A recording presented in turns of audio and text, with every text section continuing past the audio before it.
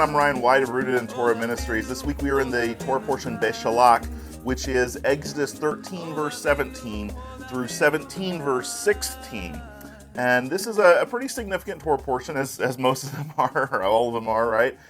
This one we are dealing with the events of the flight from Egypt by the Israelites, which is very significant, of course, because this is where Pharaoh finally meets his end.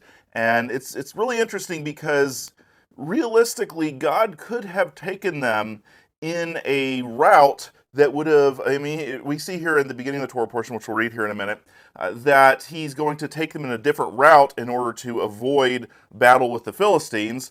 And obviously our God is more than capable enough of taking them in a route where they wouldn't have been trapped by Pharaoh, and yet he does. He intentionally sets a trap where Pharaoh is going to believe that the only outcome possible is victory, the slaughter of all the Israelite leadership and the return to slavery for all of the people who have just come out and had been released by him. And so God is playing on his ego, and he's drawing him into this trap here.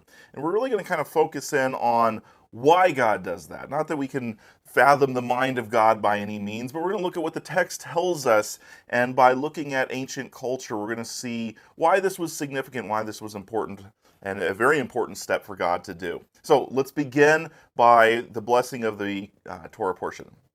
Baruch et Adonai hamvarak, Baruch Adonai hamvarak le'olam va'ed, Baruch atah Adonai Eloheinu melech haolam, asher bachar banu mikol ha'amim ve'natan lanu et Torato, Baruch atah Adonai noten ha'torah.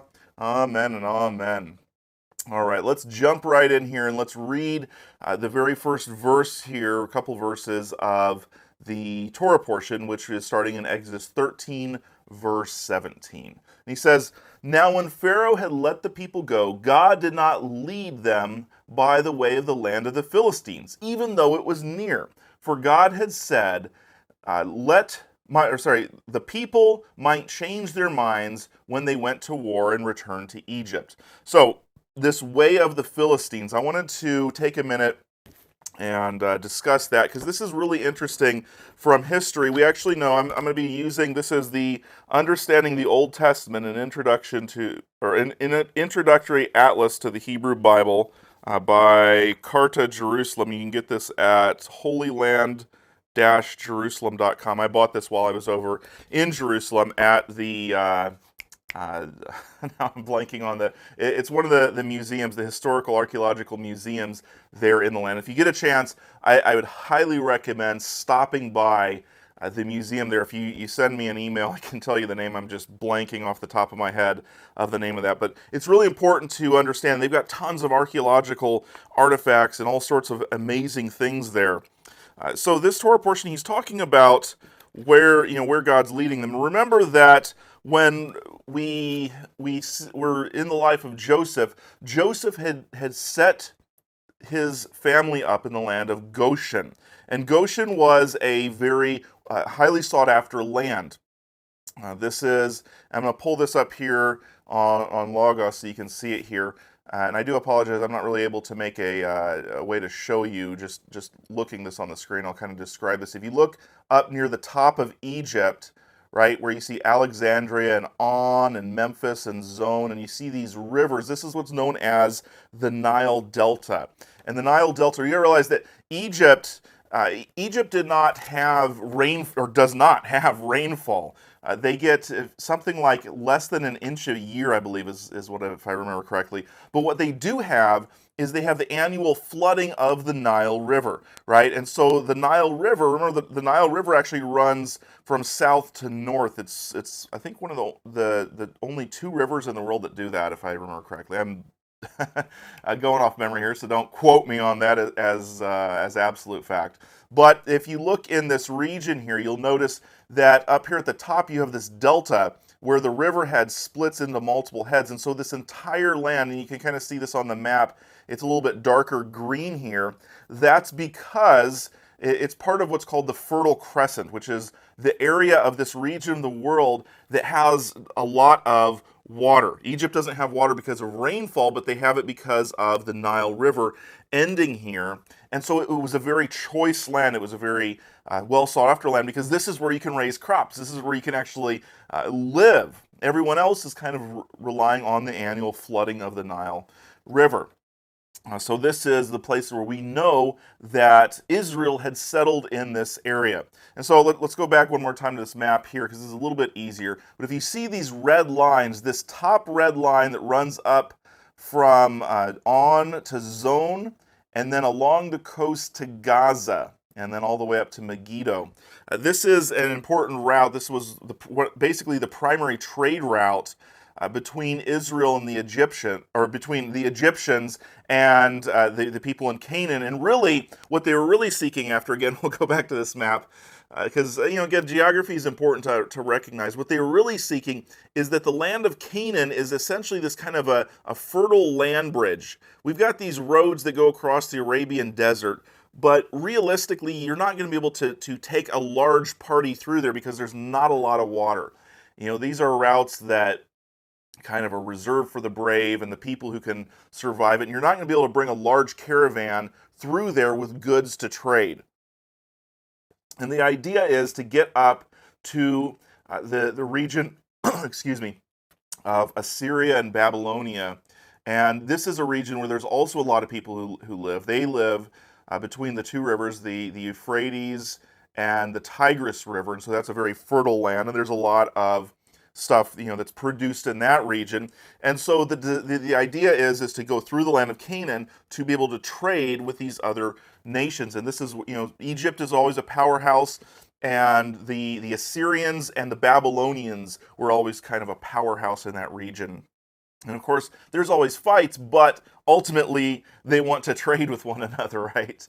And so this little route that we're talking about here from Zone to Gaza is extremely important for the Egyptians. And this is what's actually being referred to here when it says God did not lead them by way of the land of the Philistines. And if we go, this is the Zondervan Illustrated Bible Backgrounds commentary. And in here, the author, John Walton, he says, scholars considered this road probably to refer to a road in ancient Egypt known as the Way of Horus, and later known as Via Maris, the way of the sea. Right? This is a very important road because, again, this is leading them up through there. And so during this time period, and this is where it gets significant, during this time period, we know historically that Egypt kept a very large garrison in this area.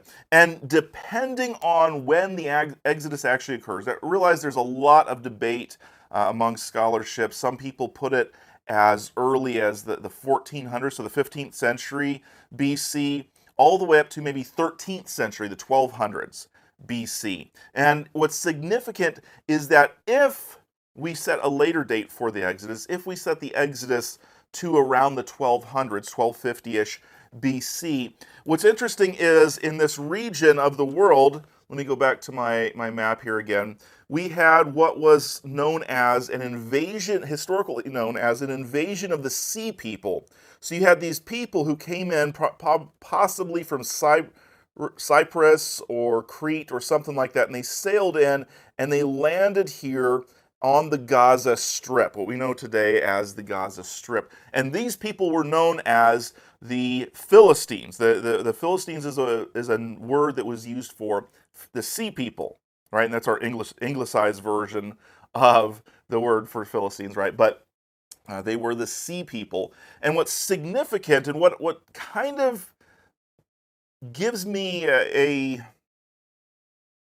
I don't want to say for certain certainty on this, but it gives me a strong desire to believe that this is probably more close to the time period around the 1200s, because at this specific point in time, you've got this incursion of the sea people into the land of Canaan, and Canaan had been basically the Hittites and the Egyptians had been battling over this land for so long. For 400 or 500 years easy, they were battling back and forth, and they were struggling over this land of Canaan, control. And for 100 years, the Egyptians would control it, then the Assyrians would control them back and forth and back and forth. And then all of a sudden you've got this incursion of foreigners, of sea people. And what happens then? You have the land thrown into chaos, into disarray. And so by the time the Israelites get there 40 years later, what's going on? You don't see the Assyrians, the big nation of Assyria controlling. Now you have Assyrians there, but they're all these different separate kingdoms, right? These small little kingdoms. You realize a kingdom back then was basically a city. King Og, he was basically the king of a city and kind of the surrounding countryside. This wasn't like he's the king over the whole land of Canaan.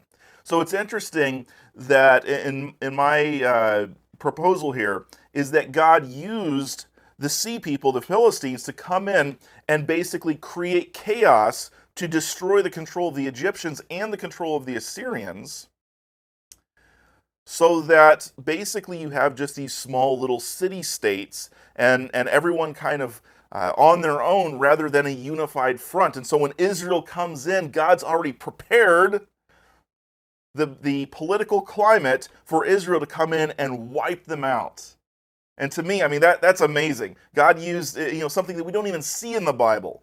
So if my proposal is correct, and this is the proposal of a lot of scholars, you can read about this in various books out there. To me, it's amazing that God, if this is true, God used these Philistines to come in and shake up the politics, shake up the military in the region to create a fertile ground for Israel to take when they went into Canaan, rather than fighting against the whole Assyrian army or the whole Egyptian army, right? So we see that. But, again, back to the Torah portion, we do know that, he does talk about the way of the way of the land of the Philistines. So this is probably referring to this road, and again, controlled by the Egyptians at this point in time. So where does that leave us? Well, instead of going, and hopefully you can see this here, so instead of taking this relatively easy route, because realize they lived here, and for them to go, I mean, it would have been easy to just basically kind of cross here and go up to Gaza. But instead, God leads them, and realize there's a lot of debate about this, but he leads them somewhere along where the Red Sea is. He leads them kind of down and around. Why does he do that? Again, our text tells us that he does this to avoid warfare. And then, so let's go back to what specifically it says here. It says, "For God said, the people might change their minds when they see war and return to Egypt. Hence God led the people around by way of the wilderness to this Red Sea, or the Sea of Reeds." Let's not get too wrapped up in trying to define exactly where this is, because ultimately we know that God did this. And so, regardless of the crossing location, we do see that this actually happened. I know there's a lot of theories out there, and it's good to look into those, but I'm not going to be getting into those personally. So with this in mind, it says God does this so that the people would not change their minds when they see war and return to Egypt. We gotta realize what's going on here is a battle for the hearts and minds of Israel. Even after all of the amazing plagues that God poured out on the land of Egypt, even after he slaughters the firstborn of every single firstborn male child in Egypt, and spares Israel, even through all of that, they had trust issues. They had issues where if they saw battle, they might turn around and run. Even though, I mean, if the estimates are correct, they could have had 2 million people. 2 million people, 600,000 men, basically, who were, probably most of them capable of being ready to fight. You got to realize that back then, armies were generally, the whole Egyptian army was around 40,000 strong. You've got 600,000 people, potentially, right? There's debates on whether that number is being understood correctly, but let's assume that it's correct. 600,000 people, and they might be afraid, not of the Egyptian army, the 40,000, they might be afraid of the Philistines, who are an even smaller group, a less organized army. What is going on here? Hearts and minds. Hearts and minds. You see, when you've been raised in slavery, when you've been told all of your life that you're worthless, you're nothing, that becomes part of who you are. That becomes part of your psyche. God had a much bigger challenge than just pulling them out and putting them into a land. He had to change their way of thinking about the world and about themselves. He had to get them to understand that they had worth. They have value. You have worth. You have value. Did you know that? That's the message that Scripture is trying to tell you over and over and over again. You matter. Doesn't matter who you are. Doesn't matter what you've done. In God's eyes, you matter. You count. He is looking to rescue each and every one of us. Regardless of whether we're a millionaire or we are so in debt that we can't even afford a home to live in. He is calling each and every one of us. And part of that calling is to look at ourselves. This is why the New Testament focuses so much on the concept of new creation. And Paul talks about you're a new creation, you're a new man, things like this newness, this renewal. This is why Yeshua's ministry is focused on what? Eating with people, touching people, hanging out with people who have been socially marginalized, who've been told, well, you're just a woman. You're just a Gentile. You're just a leper. And he raises them up and he gives us purpose and meaning. And so in doing this, God had to show them one more time, that it was not the Egyptians who were better than them. It was God who was better than all of them. And so he leads them into this camp, right? This camp where they are basically surrounded. They're to camp here, it says here, they're to camp in front of Baal-Zephon, opposite it by the sea. For Pharaoh will say to the sons of Israel, they are wandering aimlessly in the land, and the wilderness has shut them in. And then here we go. This is our statement that we analyzed last week, if you remember. Thus I will harden Pharaoh's heart, and he will chase after them, and I will be honored through Pharaoh and all of his army. And the Egyptians will know that I am the Lord. God is going to be honored through Pharaoh.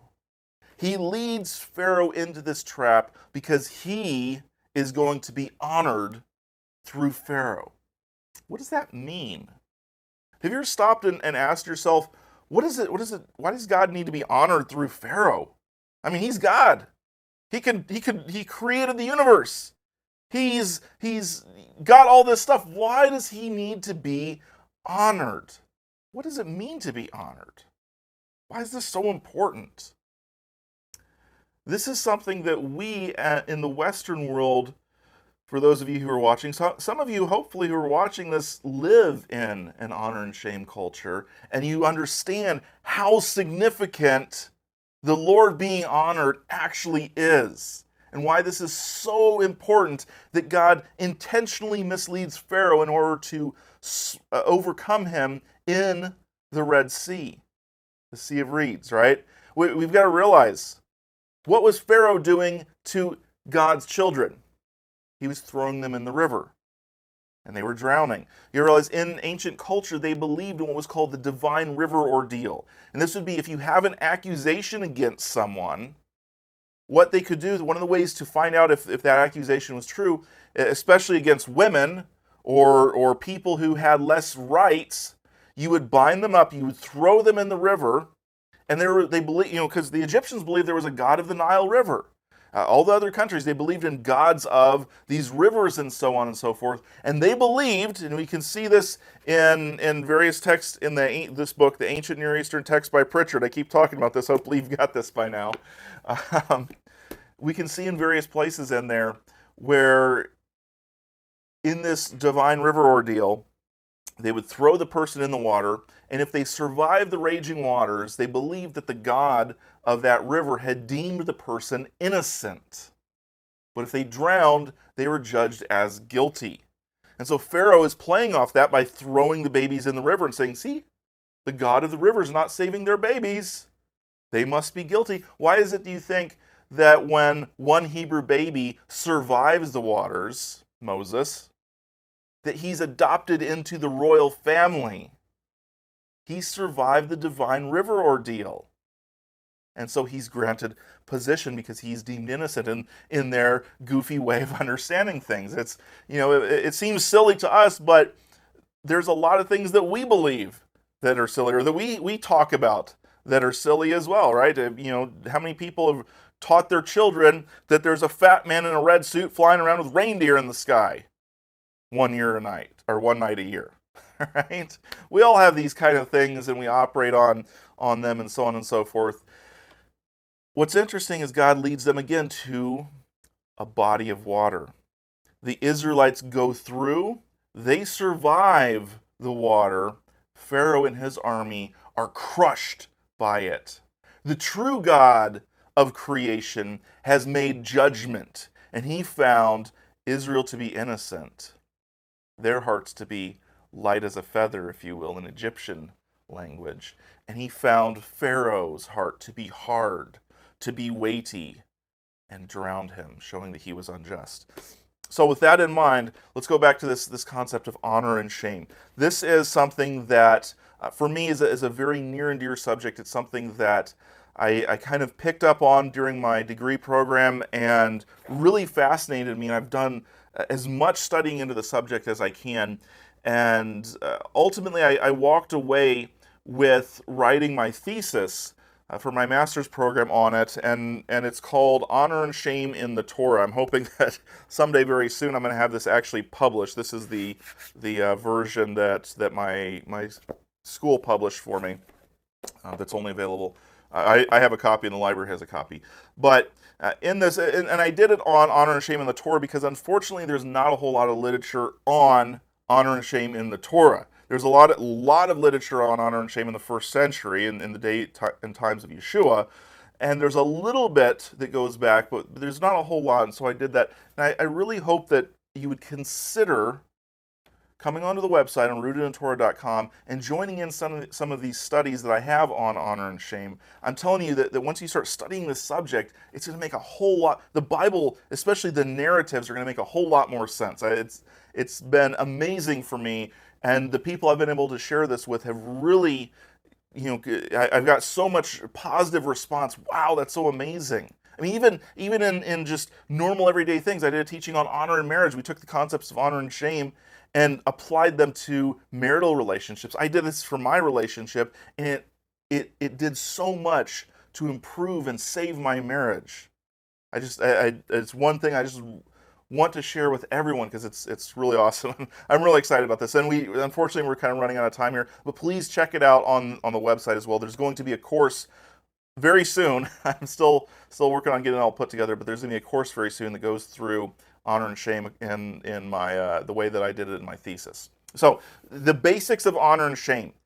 Honor and shame is kind of like high school. You had the cool kids and you had the uncool kids, or the nerds or whatever it was. And each school kind of has a different different categories of what makes someone cool and what makes someone uncool. Now take those words and insert instead of cool, honor, and shame, and now you're going to start to kind of understand an honor and shame culture. We got to realize that really up until Western culture came around in the last couple hundred years, every society on earth was based on honor and shame.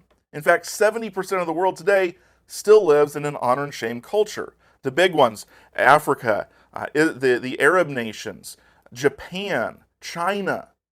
These nations all live. A lot of the Latin American cultures still have a lot of honor and shame going on there.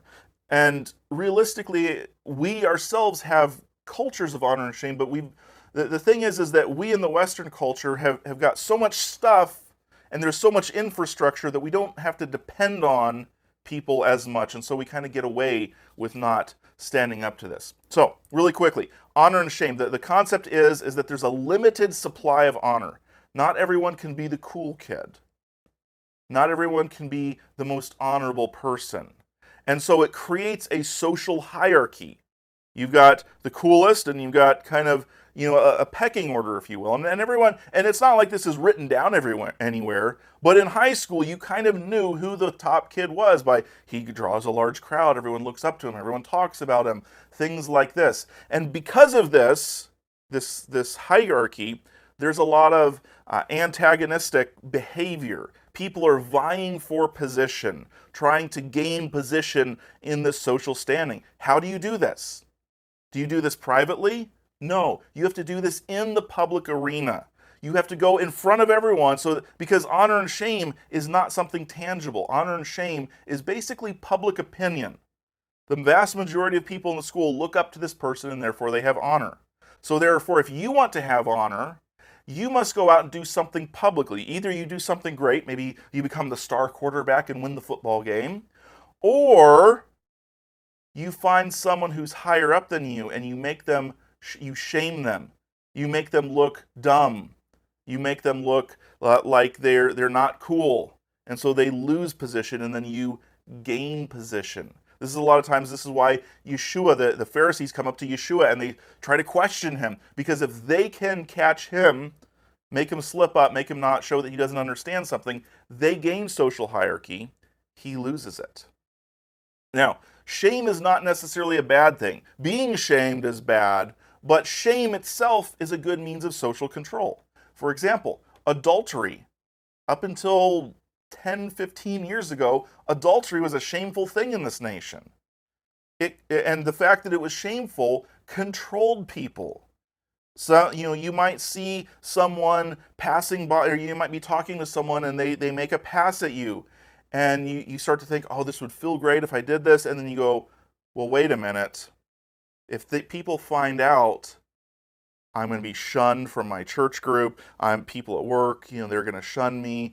My family will reject me. And so you would feel ashamed of that. And so you don't do that. Right?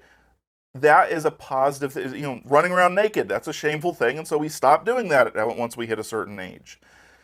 These sorts of things are very important for helping control. And we're going to see this as we go through some of the laws in the Torah. And this is what some of the stuff I talk about in here. Some of the laws specifically have punishments based around shaming someone. The whole idea of taking off their shoe and spitting in their face, and forever after, this person is known as the person whose shoe was removed in Israel, things like this. These are all honor and shame. So how does this tie into God needing to be honored? Because people will follow whatever God has the most honor. And so it's vital that our God be publicly shown to have the greatest honor, because that's going to attract us to him to follow him, and it's going to attract others to want to follow him. Think about Rahab. And I do apologize, we ran out of time here. I hope that I gave you a little glimpse, and you can come on the website and check out more. We're going to go to the blessing of the Torah portion. Baruch atah Adonai Eloheinu melech haolam, asher natan lanu Torat emet v'chei olam nata beitokenu. Baruch atah Adonai noten ha-Torah. Amen and amen. May Yah bless you and keep you. We'll see you again next week. Shalom, everyone.